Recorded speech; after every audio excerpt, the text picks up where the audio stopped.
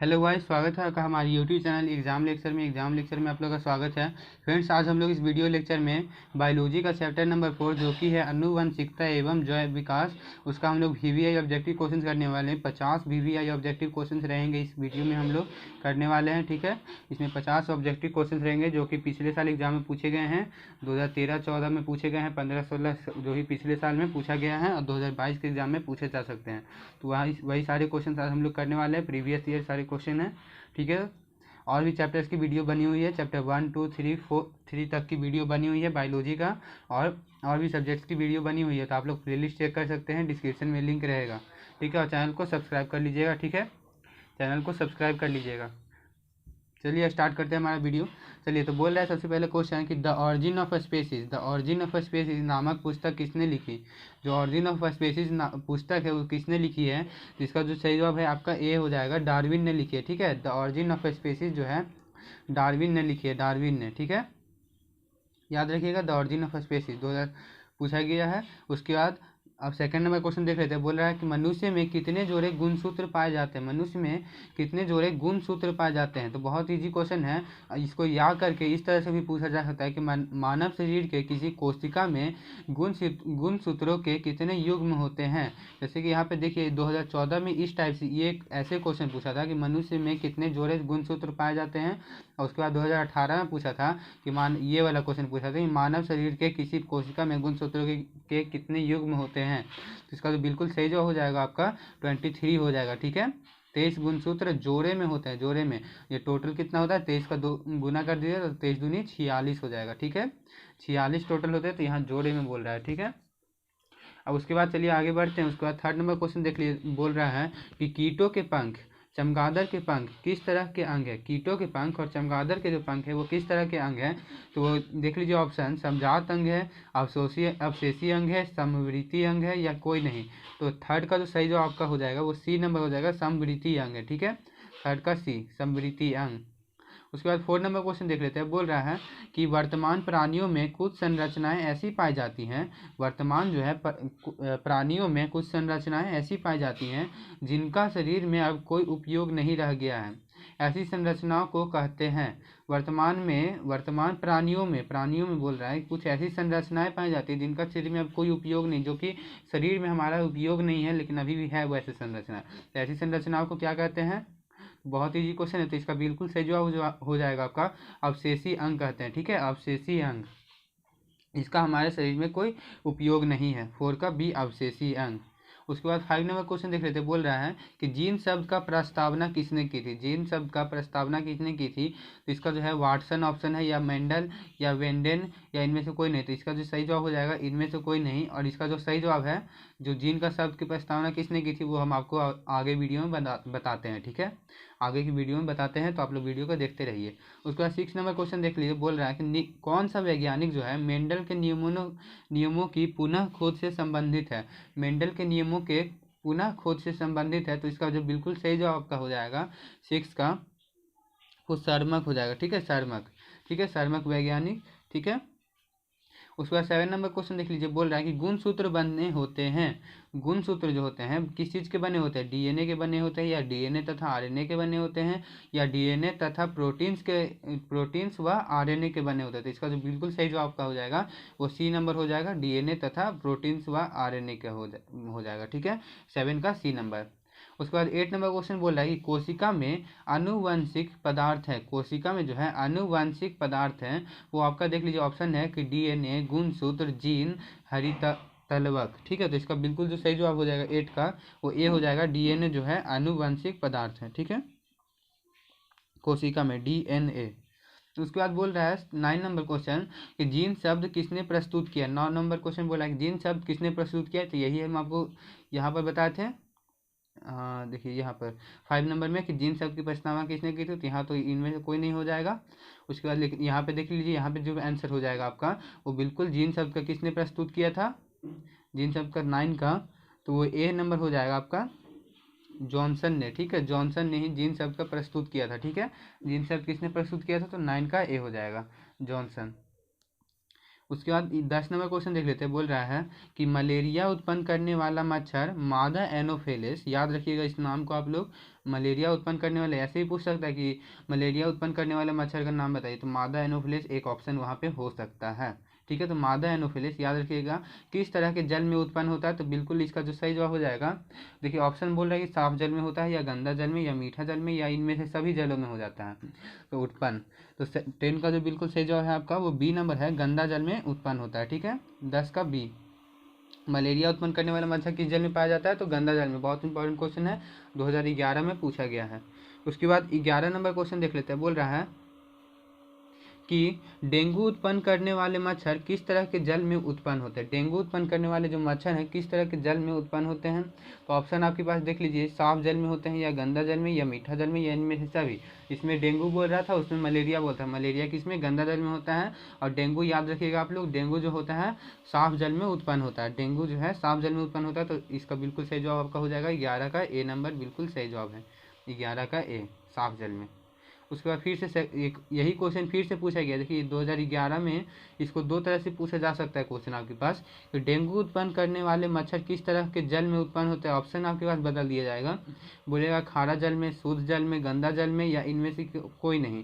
तो जो इसका सही जवाब हो जाएगा आपका कौन सा हो जाएगा, तो शुद्ध जल में। ठीक है, डेंगू उत्पन्न करने वाले, दोनों क्वेश्चन सेम है, दोनों जो है सेम है, लेकिन इसका ऑप्शन बदल दिया गया है। ठीक है, यहाँ पे साफ बोल रहा है, यहाँ शुद्ध बोल रहा है, तो इस पर आप लोग ध्यान रखिएगा। ठीक है, और देखिए 2017 में पूछा गया क्वेश्चन, बोल रहा है कि समजात अंगों के उदाहरण है, समजात अंगों के उदाहरण है। तो देखिए इसका बिल्कुल जो सही जवाब हो जाएगा आपका, कि हमारा हाथ तथा कुत्ते के अग्रपद, ये समजात अंगों के उदाहरण है, जो एक तरह के अंग होते हैं। ठीक है, एक तरह से दिखने वाले अंग होते हैं। तो हमारा हाथ तथा कुत्ते के अग्रपद, कुत्ते का आगे का हिस्सा जो होता है हाथ का, वो हो जाएगा आपका बिल्कुल सही जवाब 13 का ए नंबर। ठीक है, अब 14 नंबर क्वेश्चन देख लेते हैं। ये देखिए 2012 में पूछा गया है कि विकासीय दृष्टिकोण से हमारी किससे अधिक समानता है। विकासीय दृष्टिकोण से हमारी किससे अधिक समानता है, तो क्या हो जाएगा इसका बिल्कुल सही जवाब, मकड़ी तो बिल्कुल नहीं होगा, फिर जीवाणु नहीं होगा। ठीक है, तो इसका बिल्कुल बी नंबर बिल्कुल सही जवाब हो जाएगा। चिंपैंजी से हम लोग का दृष्टिकोण, विकासीय दृष्टिकोण से हम लोग जो चिंपैंजी से अधिक समानता है। ठीक है, ये चीन के विद्यार्थी, हमको नहीं समझ में आया यहाँ पे क्या दिया हुआ है। ठीक है, आप लोग को अगर पता हो तो कमेंट बॉक्स में कमेंट करिएगा कि चीन के विद्यार्थी, यहाँ पे हमको ये नहीं समझ में आ रहा है कि यहाँ पे ये ऑप्शन क्यों दिया हुआ है। ठीक है, लेकिन बिल्कुल सही जवाब जो हो जाएगा वो बी नंबर हो जाएगा, चिंपैंजी। ठीक है, उसके बाद 15 नंबर क्वेश्चन देख लेते। बोल रहा है कि लैंगिक जनन के उपरांत संतानों में अलैंगिक जनन की अपेक्षा विभिन्नताएं होंगी। लैंगिक जनन के उपरांत संतानों में अलैंगिक जनन जो होता है उसके अपेक्षा विभिन्नताएं क्या होंगी, कम होंगी, या अधिक होंगी, या एक समान होंगी, या इनमें से कोई नहीं। तो बहुत ईजी क्वेश्चन है, तो अधिक ही होंगी ना हमेशा। लैंगिक जनन के उपरांत संतानों के अलैंगिक जनन की अपेक्षा में विभिन्नताएं कितना अधिक होंगी, 15 का, तो 15 का बी हो जाएगा अधिक। ठीक है, 15 का बी। अब चलिए 16 नंबर क्वेश्चन देख लेते हैं। बोल रहा है कि मेंडल ने अपने प्रयोगों के लिए किस पौधे को चुना। मेंडल ने अपने प्रयोगों के लिए किस पौधे को चुना, तो बहुत इजी क्वेश्चन है, तो इसका बिल्कुल सही जवाब आपका हो जाएगा 16 का ए, मटर को चुना था। ठीक है, 16 का ए। क्यों चुना था, अब क्यों चुना था, 16 का ए हो जाएगा बिल्कुल सही जवाब। मटर को ही क्यों चुना था, क्योंकि मटर का जो इसका, चलिए आप लोग कमेंट बॉक्स में कमेंट बताइएगा। ठीक है, कि क्या होगा, क्यों चुना था, कि मेंडल ने अपने प्रयोगों के लिए किस पौधे को चुना था, तो मटर को चुना था। लेकिन इसको ही क्यों चुना था, और भी पौधों को क्यों नहीं चुना था, मटर को ही क्यों चुना था। आप लोग बुक में से देख के हमको कमेंट बॉक्स में कमेंट बताइएगा। ठीक है, कमेंट बॉक्स में कमेंट करिएगा। ठीक है, जरूर कमेंट करिएगा, ये आपका होमवर्क है। ठीक है, तो 16 का हो गया। अब 17 नंबर क्वेश्चन देख लेते हैं। बोल रहा है कि फ्रेडरिक मिसर ने न्यूक्लिक नाम किसे दिया। फ्रेडरिक मिसर ने न्यूक्लिक नाम किसे दिया, तो 17 का तो बिल्कुल सही जवाब आपका हो जाएगा ए नंबर हो जाएगा, नाभिक अम्ल। ठीक है, नाभिक अम्ल को ही फ्रेडरिक मिसर ने न्यूक्लिक नाम दिया था। ठीक है, उसके बाद 18 नंबर क्वेश्चन देख लेते हैं। बोल रहा है कि किसने प्रमाण दिया कि जीन गुणसूत्र का भाग है। किसने प्रमाण दिया कि जीन गुणसूत्र का भाग है, इसका तो सही जवाब आपका हो जाएगा 1902 में, जो है 1902 में टी बोवेरी एवं WS सटन ने ही ये प्रमाण दिया कि जीन जो है गुणसूत्र का भाग है, जीन जो है गुणसूत्र का भाग है। उसके बाद 19 नंबर क्वेश्चन देख लेते हैं। बोल रहा है कि प्रत्येक गुणसूत्र को 2 कुंडलित धागों का बना होता है, जिसे कहते हैं, जो गुणसूत्र होते हैं प्रत्येक गुणसूत्र वो 2 कुंडलित धागों के बने होते हैं, जिसे क्या कहते हैं, उसको क्या कहते हैं, 19 का तो वो हो जाएगा आपका अर्ध गुणसूत्र कहते हैं, ठीक है, अर्ध गुणसूत्र 19 का ए अर्ध गुणसूत्र। उसके बाद 20 नंबर क्वेश्चन देख लेते हैं। बोल रहा है कि वे अंग जिनकी उत्पत्ति तथा मूल रचना में तो समानता होती है किंतु कार्य के अनुसार उनकी बाह्य रचना में परिवर्तन हो जाता है, ऐसे अंगों को कहते हैं। बोल रहा है यहाँ पे क्वेश्चन थोड़ा सा मिट गया है तो आप लोग थोड़ा सा एडजस्ट करिए। तो यहाँ पे बोल रहा है कि वे अंग जिनकी उत्पत्ति तथा मूल रचना तो समान ही होती है किंतु कार्य करने के अनुसार उनकी बाह्य रचना परिवर्तन हो जाता है, ऐसे अंगों को कहते हैं। बाह्य रचना, बाहर की रचना में परिवर्तन हो जाता है, जिनकी उत्पत्ति मूल रचना में तो समानता ही होती है लेकिन बाह्य रचना में परिवर्तन हो जाता है, ऐसे अंगों को क्या कहते हैं? तो ऐसे अंगों को जो है, ऐसे अंगों के समजात अंग कहते हैं। समजात अंग 20 का ए नंबर बिल्कुल सही जवाब हो जाएगा, समजात अंग उसको कहते हैं। उसके बाद 21 नंबर क्वेश्चन देख लेते हैं। बोल रहा है कि शरीर में भोजन का पाचन किस प्रकार की अभिक्रिया है? शरीर में भोजन का पाचन किस प्रकार की अभिक्रिया है? तो यहाँ पे देखिए इसका बिल्कुल जो सही जवाब हो जाएगा, आप लोग भी जानते होंगे 21 का, कि उपचयन अभिक्रिया, ठीक है। उपचयन अभिक्रिया, शरीर में भोजन का पचना किस प्रकार की अभिक्रिया? तो उपचयन अभिक्रिया, ठीक है। उसके बाद 22 में बोल रहा है कि मेंडल ने अपने प्रयोगों के लिए कितने विकल्पी लक्षणों का अध्ययन किया? मेंडल ने अपने प्रयोगों के लिए कितने विकल्पी लक्षणों का अध्ययन किया? तो इसका जो सही जवाब आपका हो जाएगा 22 का, वो सी नंबर है आपका, 7 हो जाएगा, ठीक है। 7 अपने प्रयोग के लिए कितने विकल्पी लक्षणों का अध्ययन किया? तो 7 लक्षणों का उपयोग किया, ठीक है। उसके बाद 23 नंबर क्वेश्चन देख लेते हैं। बोल रहा है कि एक लसंकर क्रॉस के फलस्वरूप लंबे एवं नाटे पौधे का अनुपात था, ठीक है। एक लसंकर क्रॉस के अनुसार फलस्वरूप लंबे और नाटे पौधे का अनुपात क्या था? जो लंबा और नाटे पौधे का अनुपात क्या था? तो इसका जो एकदम ध्यान से आप लोग देखिएगा, लंबे और नाटे पौधे का अनुपात बोल रहा है तो पहले हम लोग 90 वाला का लिखेंगे, उसके बाद नाटे वाला का लिखेंगे। यहाँ जो बिल्कुल सही जो आपका हो जाएगा वो हो जाएगा 3:1, ठीक है। 23 का भी 3:1, ठीक है। उसके बाद 24 नंबर क्वेश्चन देख लेते हैं। बोल रहा है कि द्विसंकर क्रॉस के फलस्वरूप उत्पन्न पौधों का फिनोटॉपिक अनुपात है। फिनोटॉपिक अनुपात है तो बिल्कुल इसका जो सही जवाब हो जाएगा आपका बी नंबर हो जाएगा, 9:3:3:1, ठीक है। 24 का डी नंबर बिल्कुल सही जवाब है आपका। उसके बाद 25 नंबर आप लोग देख लीजिए। क्वेश्चन बोल रहा है, बहुत इजी क्वेश्चन है, कि स्त्रियों में लिंग गुणसूत्र होते हैं? तो बिल्कुल इजी है कि XX होते हैं, ठीक है।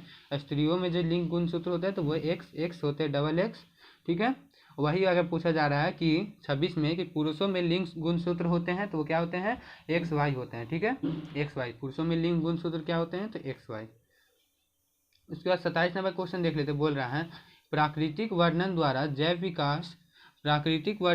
जैव विकास के सिद्धांत का परिकल्पना किनके द्वारा की गई थी? प्राकृतिक वर्णन द्वारा जैव विकास के सिद्धांत की परिकल्पना किनके द्वारा की गई थी? ऑप्शन देख लेते हैं। बोल रहा है कि Darwin, Mendel, James Watson, Francis Crick. तो इसका जो सही जवाब आपका हो जाएगा 27 का, वो 27 का बिल्कुल जो सही जवाब है आपका वो ए नंबर है, डार्विन हो जाएगा, ठीक है। 27 का ए बिल्कुल सही जवाब हो जाएगा आपका डार्विन। उसके बाद 28 नंबर क्वेश्चन देख लेते हैं। बोल रहा है कि मनुष्य का वैज्ञानिक नाम है, बहुत इजी क्वेश्चन है। 28 का बिल्कुल सी नंबर सही जवाब हो जाएगा आपका, होमोसेपियंस कहते हैं। मनुष्य का वैज्ञानिक नाम क्या है? तो होमोसेपियंस, याद रखिएगा बहुत अच्छा से, होमोसेपियंस। उसके बाद 29 नंबर क्वेश्चन देख लेते। बोल रहा है कि मानव का उद्भव कहाँ हुआ था? मानव का जो उद्भव है कहाँ हुआ था? तो बहुत ईजी क्वेश्चन बोल रहा है, ऑप्शन देख लीजिए, अमेरिका में या अफ्रीका में या इंडोनेशिया में, ऑस्ट्रेलिया में। तो इसका जो सही जवाब का हो जाएगा तो अफ्रीका में, याद रखिएगा ये सब, कि मानव का उद्भव कहाँ हुआ था? तो अफ्रीका में हुआ था। 29 का बी नंबर बिल्कुल सही जवाब है। उसके बाद 30 नंबर क्वेश्चन अब देखते हैं। 30 नंबर बोल रहा है कि चमगादड़ एवं पक्षी के पंख किस प्रकार के अंग के उदाहरण है? चमगादड़ और जो पंछी के पंख हैं किस प्रकार के अंग का उदाहरण है? तो वो देख लीजिए, इसका जो सही जवाब है वो 30 का वो ए नंबर है, समरूप है, ठीक है। चमगादड़ एवं पक्षी के पंख किस प्रकार के अंग के उदाहरण है? तो समरूप के उदाहरण है, ठीक है। अब 31 नंबर क्वेश्चन देख लेते हैं। बोल रहा है कि प्राकृतिक वर्णन द्वारा जैव विकास इस सिद्धांत के जनक कौन थे? प्राकृतिक वर्णन द्वारा जैव विकास इस सिद्धांत का जनक कौन थे? ठीक है, तो इसका देख लीजिए, तो 31 का बिल्कुल सही जवाब का हो जाएगा वो है, अभी आपको हम बताए थे, 31 का बी नंबर हो जाएगा, चार्ल्स रॉबर्ट डार्विन। तो इसका डार्विन का पूरा नाम क्या है? तो चार्ल्स रॉबर्ट डार्विन, ठीक है, याद रखिएगा। एक ही क्वेश्चन 2 बार पूछा गया, ठीक है, तो कितना इंपॉर्टेंट है आप लोग समझ लीजिए। उसके बाद 32 नंबर क्वेश्चन देखिए, बोल रहा है कि वंशागत नियमों का प्रतिपादन किसने किया। वंशागत नियमों का प्रतिपादन किसने किया। बहुत इजी क्वेश्चन है 32 का, तो डी नंबर हो जाएगा Gregor John Mendel, Gregor John Mendel. उसके बाद 33 नंबर क्वेश्चन है कि बोल रहा है कि इनमें कौन सही है, इनमें जो है कौन सही है। डी, इसका बिल्कुल जो सही जवाब का हो जाएगा हम डायरेक्ट बता देते हैं। देखिए ऑप्शन तो बोल रहा है कि डीऑक्सी रिबो न्यूक्लिक एटोनिन, तो इसका जो सही जवाब हो जाएगा आपका बी नंबर हो जाएगा।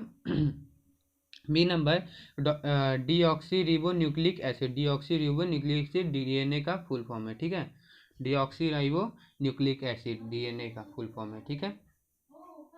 33 का बी नंबर। उसके बाद 34 नंबर क्वेश्चन देख लेते हैं। बोल रहा है कि कान के नीचे, बहुत इंपॉर्टेंट क्वेश्चन वीवीआई आप लोग रख लीजिए इसको, कि कान के निचले हिस्से को कहते हैं, कान के निचले हिस्से को क्या कहते हैं, क्या कहते हैं। 34 का ऑप्शन है कर्णपाली कहते हैं, या कर्ण रक्षक कहते हैं, या कर्णपोषी, या कर्णधार। इसका जो बिल्कुल सही जवाब हो जाएगा आपका 34 का, वो ए नंबर है, कर्णपाली कहते हैं, ठीक है। निचले हिस्से को क्या कहते हैं, तो कर्णपाली कहते हैं। उसके बाद अब 35 नंबर क्वेश्चन देख लेते हैं। बोल रहा है कि जैव विकास को सर्वप्रथम किसने समझाया। जैव विकास को सर्वप्रथम किसने समझाया। 35 का तो वो लामार्क हो जाएगा, ठीक है, लेमार्क, ठीक है। 35 का ए।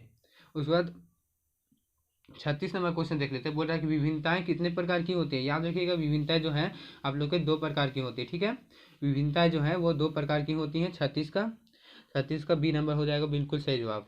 उसके बाद 37 का हम लोग देख लेते हैं। बोल रहा है कि किसी जीव की जीन संरचना उस जीव का कहलाता है, किसी जीव की जीन संरचना उस जीव का कहलाता है जीन प्रारूप, जीनोटाइप, ए एवं बी दोनों, या जेनेटिक्स। तो इसका बिल्कुल जो सही जवाब का हो जाएगा ए एवं बी दोनों।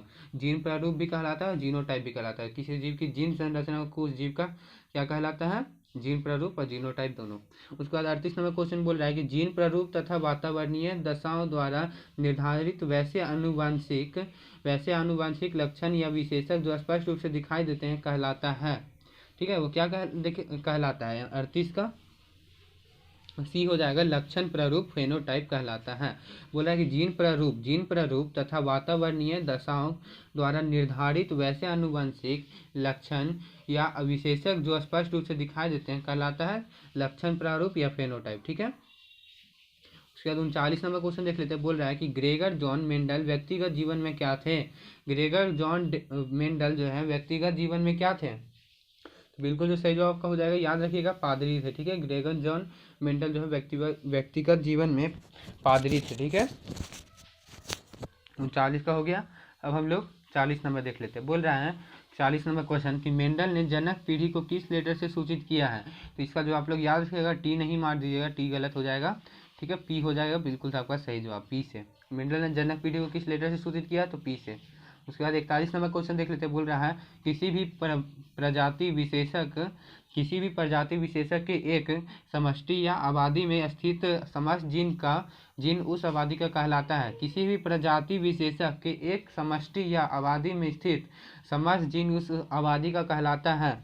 तो ऑप्शन है जीन विकास कहलाता है, या जीन कोष कहलाता है, या भ्रूण विकास कहलाता है, या भ्रूण कोष कहलाता है। तो इसका जो सही जवाब का हो जाएगा 41 का, वो बी नंबर हो जाएगा, जीन कोष कहलाता है, जीन कोष, ठीक है।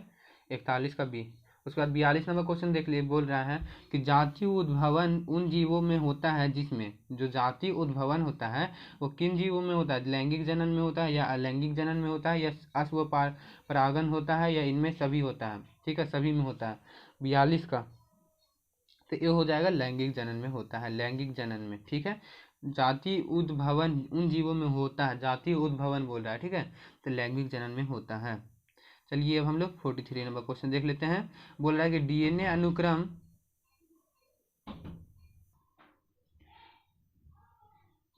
बोल रहा है 43 नंबर क्वेश्चन कि डीएनए अनुक्रमण के तुलनांक अध्ययन द्वारा किसी जीव के पूर्वजों की खोज कहलाता है। डीएनए अनुक्रमण के तुलनात्मक डीएनए का यूज अनुक्रमण के तुलनात्मक अध्ययन द्वारा किसी जीव के पूर्वजों के खोज को कहलाता है, क्या कहलाता है वो 43 का, वो आपका बिल्कुल जो सही जवाब का हो जाएगा आणविक जाति वृत्त कहलाता है, आणविक जाति वृत्त कहलाता है। 43 का बी नंबर बिल्कुल सही जवाब का हो जाएगा, ठीक है।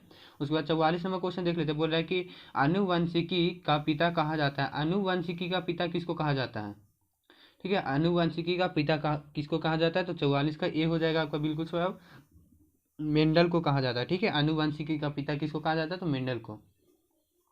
ठीक है। उसके बाद 45 नंबर क्वेश्चन देख लेते हैं। बोल रहा है कि किसके मतानुसार जीवों में प्रजनन के द्वारा अधिक से अधिक संतान उत्पन्न करने की क्षमता होती है। किसके मतानुसार जीवों में प्रजनन के द्वारा अधिक से अधिक संतान उत्पन्न करने की क्षमता होती है? तो किसके मतानुसार जीवों में प्रजनन के द्वारा अधिक से अधिक संतान उत्पन्न करने की क्षमता होती है? एक सेकंड फ्रेंड्स, ये क्वेश्चन हमको कुछ प्रॉब्लम लग रहा है, ठीक है। सेकेंड, तो इसको हम लोग बाद में करेंगे, ठीक है, इसको छोड़ देते हैं। उसके बाद 46 नंबर क्वेश्चन देख लेते हैं। बोल रहा है कि डीएनए में कितने प्रकार के नाइट्रोजन क्षारक होते हैं? डीएनए में जो है कितने प्रकार के नाइट्रोजन क्षारक होते हैं? 46 का, तो देख लेते हैं 46 का। तो ए हो जाएगा आपका 2 प्रकार के होते हैं। डीएनए में कितने प्रकार के नाइट्रोजन क्षारक होते हैं? तो 2 प्रकार के होते हैं, ठीक है। उसके बाद 47 नंबर क्वेश्चन देख लेते हैं। बोल रहा है द ऑरिजिन ऑफ स्पीसीज नामक पुस्तक के लेखक कौन है? आप लोगों को शुरू में ही ये वाला हम लोग करे थे, ये फिर से क्वेश्चन पूछा गया है 47 का, तो बता दीजिए 47 का। तो ए हो जाएगा आपका डार्विन ने, ठीक है। द ऑरिजिन ऑफ स्पीसीज नामक पुस्तक के लेखक कौन है? तो डार्विन, ठीक है। उसके बाद 48 नंबर क्वेश्चन देख लेते हैं। बोल रहा है किसी जीव की जीनी संरचना कहलाता है, किसी जीव की जीनी संरचना कहलाता है लक्षण प्रारूप या फेनोटाइप, जीन प्रारूप या जीपोटाइप, या आनुवंशिकी या विभिन्नता। इसका जो बिल्कुल सही जवाब हो जाएगा 48 का, वो बी हो जाएगा, जीन प्रारूप या जीपोटाइप, ठीक है। किसी जीव की जीनी संरचना क्या कहलाता है? जीन प्रारूप या जीपोटाइप, ठीक है। उसके बाद 49 नंबर क्वेश्चन देख लेते हैं। बोल रहा है कि जीव विज्ञान की वह शाखा जिसके अंतर्गत विभिन्नता तथा आनुवंशिकता का अध्ययन किया जाता है कहलाता है, ठीक है। बोल रहा है कि जीव विज्ञान की वह शाखा जिसके अंतर्गत विभिन्नता तथा आनुवंशिकता इसके बारे में पढ़ा जाता है, उसको क्या कहते हैं हम लोग, ठीक है। तो 49 का, तो इसको डी बिल्कुल सही जवाब हो जाएगा आपका, आनुवंशिका कहते हैं, आनुवंशिकी कहते हैं, 49 का डी हो जाएगा, बिल्कुल सही जवाब। उसके बाद 50 नंबर क्वेश्चन कर लेते हैं। बोल रहा है कि अफ्रीकी मानव का सबसे निकट संबंधी है, अफ्रीकी मानव का सबसे निकट संबंधी कौन सा है, ठीक है। अफ्रीकी मानव का सबसे निकट संबंधी है 50 का, तो ए हो जाएगा आपका चिंपैंजी, ठीक है, चिंपैंजी 50 का ए।